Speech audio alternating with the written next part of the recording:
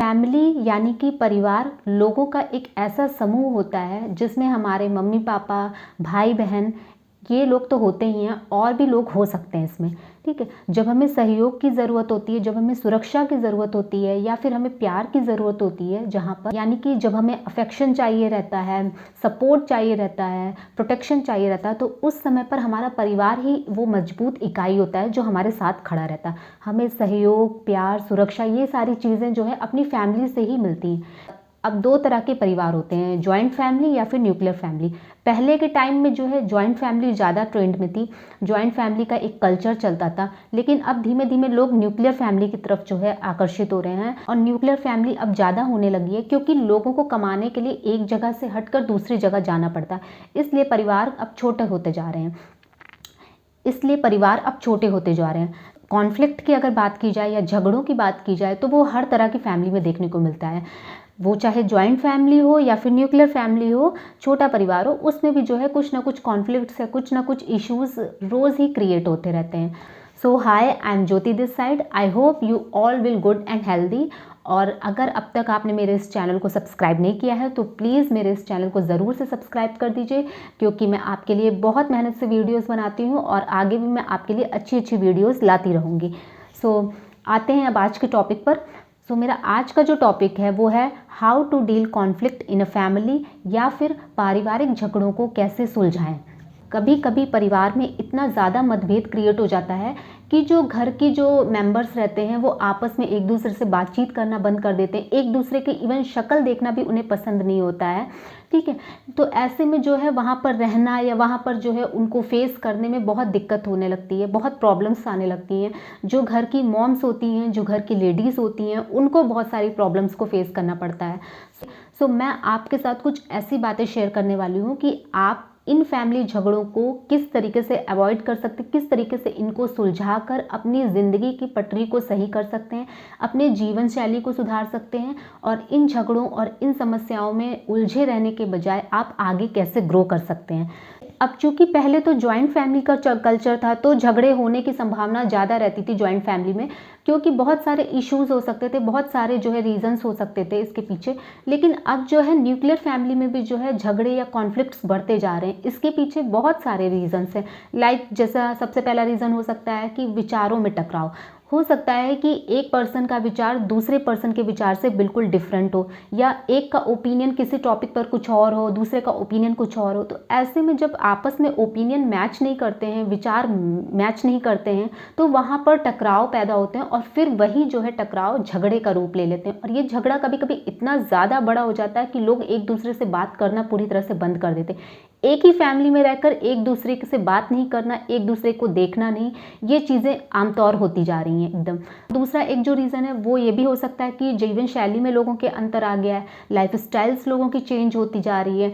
हो सकता है कि पेरेंट्स जो है वो बच्चों की लाइफ स्टाइल से जो है वो सेटिस्फाइड ना हो, या फिर बच्चे जो है वो पेरेंट्स की लाइफ स्टाइल से सेटिस्फाइड ना हो। ये भी एक बहुत बड़ा रीज़न है कॉन्फ्लिक्ट का या झगड़े का। तो बहुत सारे रीजंस हो सकते हैं। इसी तरह से कभी कभी कम्युनिकेशन गैप होना, यानी कि बच्चों का माता पिता से या माता पिता का बच्चों से जो कम्युनिकेशन होता है या जो संचार होता है वो बहुत कम हो जाता है, वो शॉर्ट हो जाता है। इस वजह से भी जो है झगड़े की स्थिति उत्पन्न हो जाती है, क्योंकि जब माँ बाप जो है बच्चों से खुलकर बात नहीं करेंगे या बच्चे माँ बाप से खुलकर बात नहीं करेंगे, कम्युनिकेशन फ्लो प्रॉपर नहीं होगा, वहाँ पर जो है लोग एक दूसरे से अपनी अपनी चीज़ें छुपाएंगे, एक दूसरे से अपनी अपनी बातें शेयर करने से बचेंगे, एक दूसरे से बहुत सारी जो है पर्सनल चीज़ें छुपाएंगे। तो इसको लेकर भी जो है जब बाद में इशू क्रिएट होता है तो वहाँ पर झगड़े या कॉन्फ्लिक्ट पैदा हो जाते हैं। ये भी एक रीज़न हो सकता है। और एक मैं एक्सपेक्टेशंस को भी इसमें इंक्लूड करूँगी कि आजकल लोगों की अपेक्षाएं बहुत बढ़ती जा रही हैं, एक दूसरे से अपेक्षाएं या एक दूसरे से उम्मीद बहुत लोग लगाते जा रहे हैं। जैसे कि परिवार में ही जो है बच्चे माँ बाप से बहुत ज़्यादा उम्मीद लगा लेते हैं, या माँ बाप बच्चों से बहुत ज़्यादा उम्मीद लगा लेते हैं। ऐसे में भी जो है झगड़े की स्थिति उत्पन्न हो जाती है। बच्चों और माँ बाप दोनों को ये समझना बहुत ज़रूरी है कि हर आदमी की जो सोचने का तरीका है, हर आदमी के कार्य करने का तरीका बिल्कुल अलग अलग होता है। हमें किसी से भी किसी और को देखकर एक्सपेक्टेशन नहीं करना चाहिए कि ये भी हमारे लिए वैसा ही करे या ये भी हमारे लिए उसी तरह से बने। ठीक है, सबकी अपने अपने जो है व्यवहार हैं, सबके अपने अपने नेचर्स हैं, सबके अपने अपने जो है सोचने का तरीका है, सबकी अपनी अपनी जो है कैपेसिटीज़ हैं। सो ये सारे रीजंस हैं जिनकी वजह से आजकल कॉन्फ्लिक्ट्स होना आम हो गया है, चाहे वो जॉइंट फैमिली हो या फिर न्यूक्लियर फैमिली हो। उन दोनों ही फैमिलीज़ में अब झगड़े बढ़ते ही जा रहे हैं। सो यहाँ पर मैं कुछ ऐसे सिंपल और इजी सी जो है बातें आपको बताऊंगी। इन छोटी छोटी बातों पर अगर आप ध्यान देना शुरू करती हैं, इन छोटी छोटी बातों को अगर आप फॉलो करना शुरू करती हैं, तो आप इन झगड़ों से बच सकते हैं। आप परिवार का माहौल अच्छा बना सकते हैं, परिवार में एक खुशनुमा माहौल बना सकते हैं। सो बात करेंगे अगर इन झगड़ों के या इन कॉन्फ्लिक्ट्स के सॉल्यूशन की, तो जो सबसे पहला सॉल्यूशन मैं आपको दूंगी वो ये कि आपस में खुलकर बात करें। परिवार में जितने भी सदस्य हैं, चाहे वो 10 मेंबर हों, चाहे 5 मेंबर हो, चाहे 2 मेंबर हो या फिर 4 मेंबर हो, हर सदस्य को एक दूसरे के साथ खुलकर बात करनी चाहिए।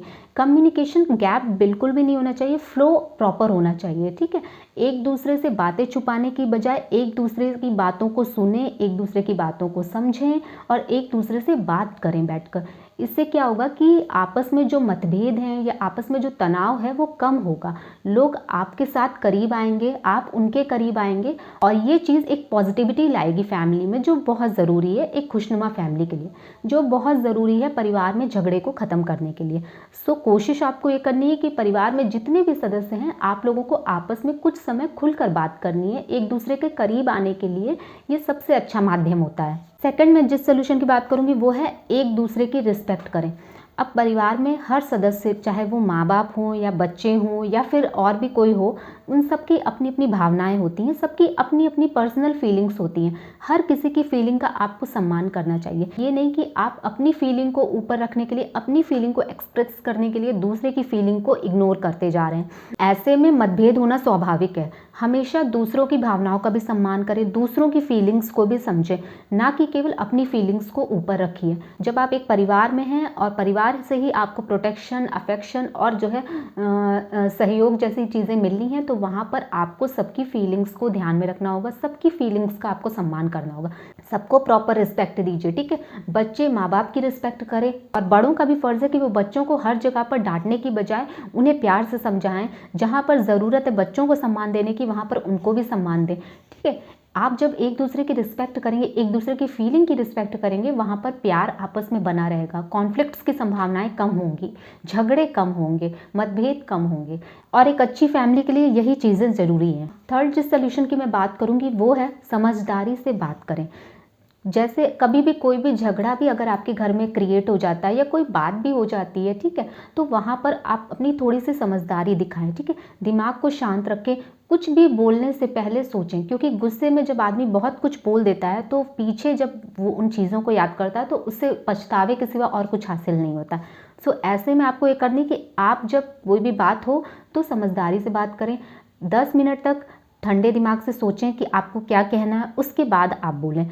गुस्से में कही गई बातें वापस नहीं आती हैं, गुस्से में जो भी आप बोल जाएंगे वो दूसरे को बुरा लग सकता है। तो ऐसे में कोशिश ये करनी है कि हमेशा शांत रहिए, सोचकर और समझकर सही तरीके से बात करिए। ठीक है, वहाँ पर जब आप शांत रहेंगे तो जो अगला व्यक्ति है, जो आपके सामने वाला व्यक्ति है, वो भी आपकी समझदारी को समझकर उसी हिसाब से आपसे बात करेगा।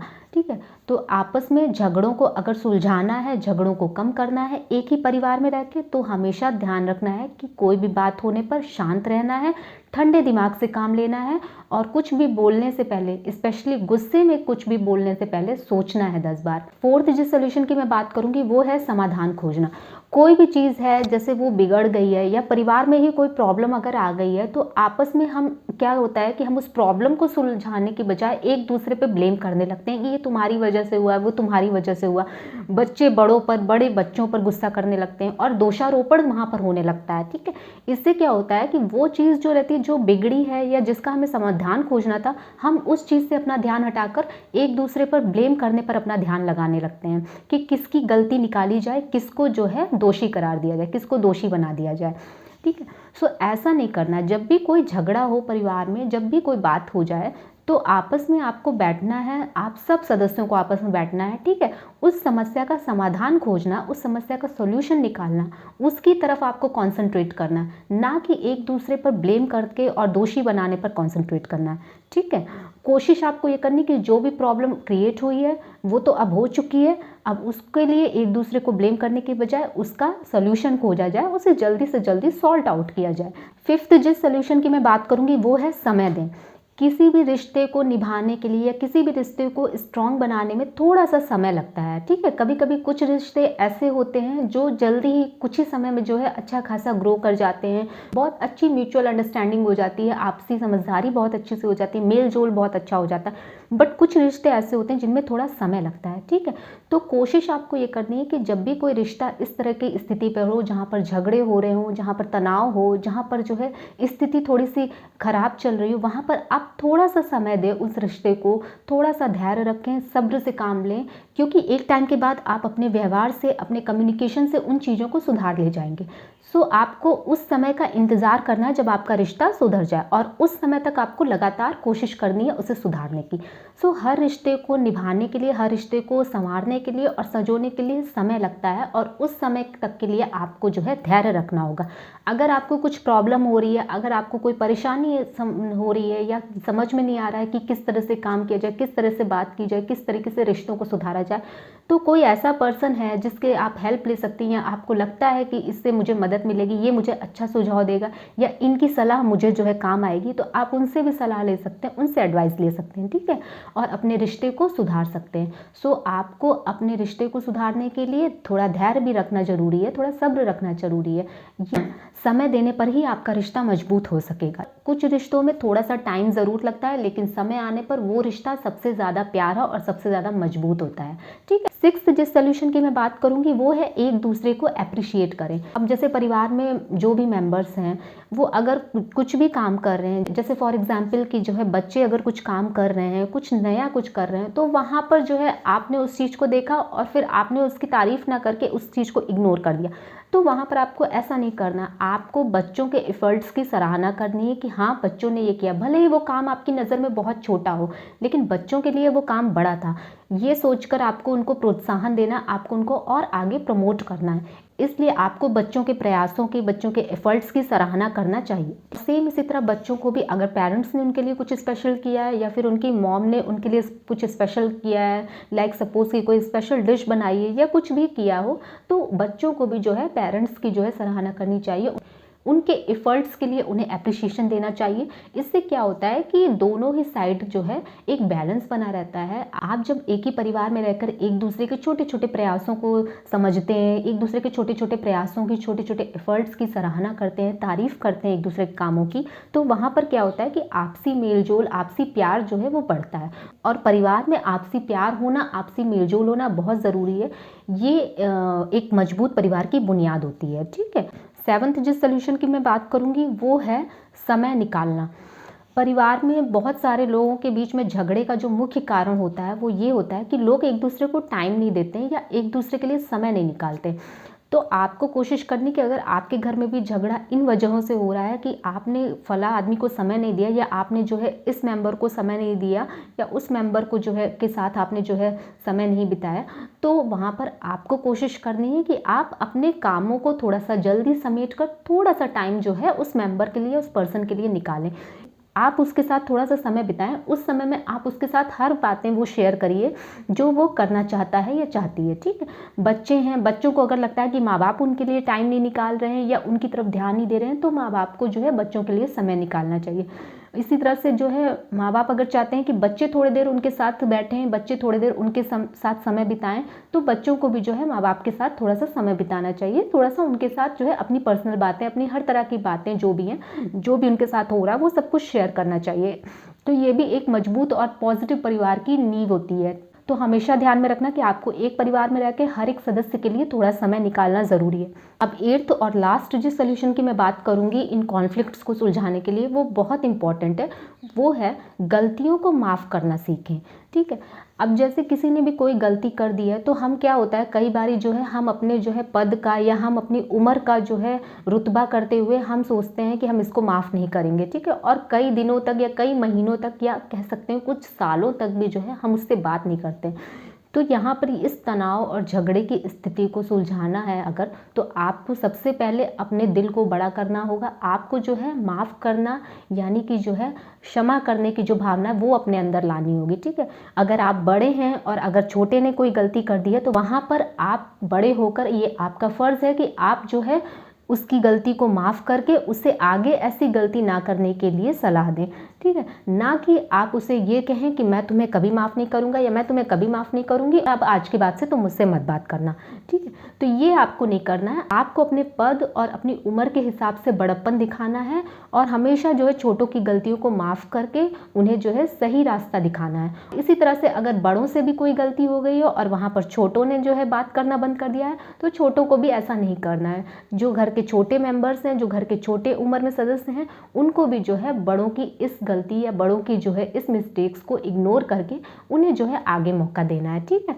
सो आपको अगर आपसी रिश्तों को मजबूत करना है, झगड़ों को ख़त्म करना है, प्यार से रहना है, परिवार को जो है मजबूत बनाना है, तो आपको अपने अंदर माफ़ करने की फीलिंग को डेवलप करना होगा, ठीक है। तो ये थे कुछ छोटे छोटे से प्रयास जिनको करके आप अपने आपसी रिश्तों को मजबूत बना सकते हैं, परिवार में एक अच्छा माहौल क्रिएट कर सकते हैं और परिवार की नींव को मजबूत बना सकते हैं, ठीक है।